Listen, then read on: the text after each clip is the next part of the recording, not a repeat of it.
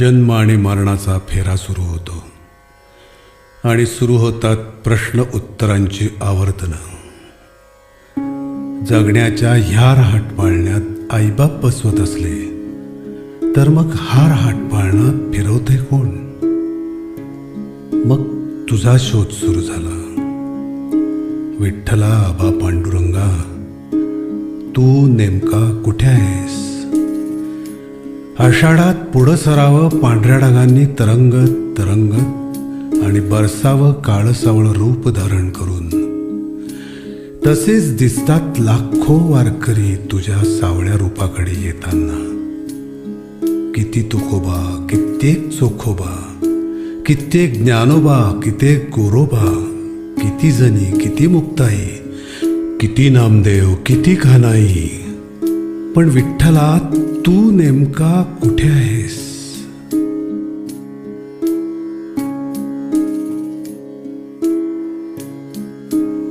वय विसरून कलत्या वयाने धरलेल्या ठेक्यात तू आहेस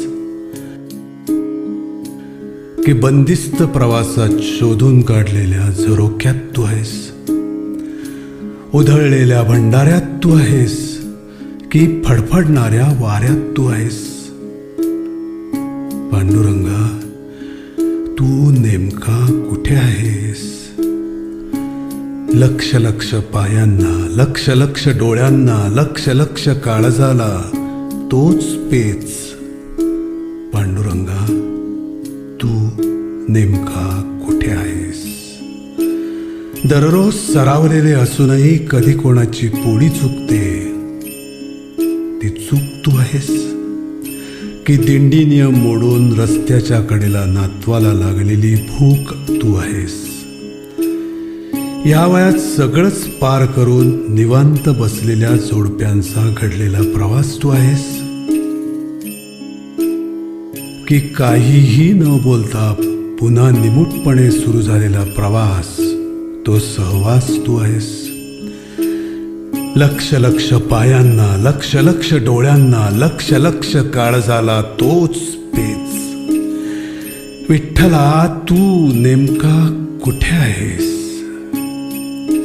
तांडेच्या तांडे ढगांसारखे सरकत गेले पण कोणी थांबलं नव्हतं. पेच होता तरी माथ्या आठी नव्हती. कुणी देहाच्या चिपळ्या करून नाचते, कुणी डोक्याची तुळस करून बागडते, कुणी पायाला भिंगर बांधून फुगडी केली, कुणी वाऱ्यासोबत फडफडते, कुणी आभाळाकडे बघते तर कुणी जमिनीकडे, कुणी पावलांचा जागीच ठेका धरलाय तर कुणी सबंध देहाचा झोका केलाय.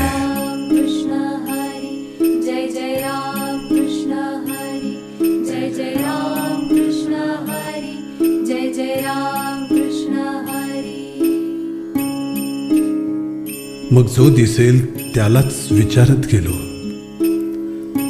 तुम्ही पांडुरंग आहात? तुम्ही विठ्ठल आहात? तुम्ही तुम्ही तुम्ही तेव्हा प्रत्येकाचंच उत्तर हो आलं. प्रत्येकाचं.